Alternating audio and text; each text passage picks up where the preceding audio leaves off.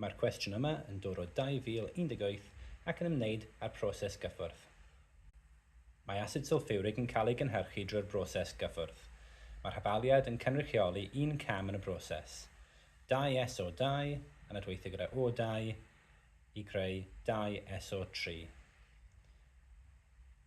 Disgrifiwch ac esboniwch bob un o'r camau yn y broses gan gynnwys yr un sydd wedi ei roi uchod, o ddefnyddiau creu i'r cynnyrch terfynol, sef asid sulfuric.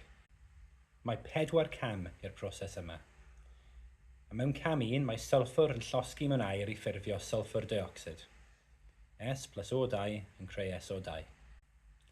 Yn yr ail cam, mae sylffwr dioxid yn drawsnewid i sylffwr trioxid mewn adwaith cildroadwy, ac mae'r hafaliad wedi cael ei roi yn cwestiwn. Yn y cam yma, mae'r amodau'n bwysig. Mae'n rhaid cael 1 atmosffer gwasgedd. Mae gwasgedd isel yn ffafrio cynnyrch uchel, oherwydd mae yna 3 mol o nwyon ar chwith a 2 mol o nwyon ar dde.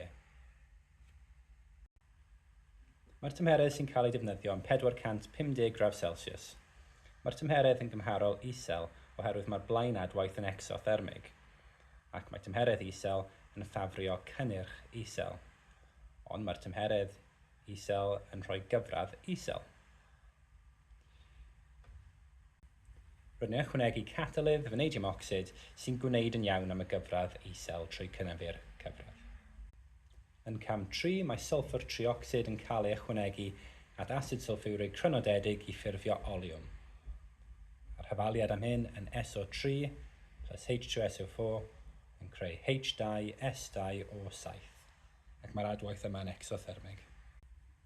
Cam 4, y cam olaf, yw cymryd y oliwm a'i wynedu â dŵr i ffurfio asid sulfuric. Dylech chi dysgu'r 3 hafaliad a'r amodau am y broses yma. Cam 1, sulfuric oxygen neu sulfur dioxid. Cam 2, sulfur dioxid a oxygen neu sulfur trioxid, 1 atmosffer, 450 gradd Celsius, catalydd V2O5. A wedyn y cam olaf, sulfur trioxid ac asid sulfuric yn wneud oliwm.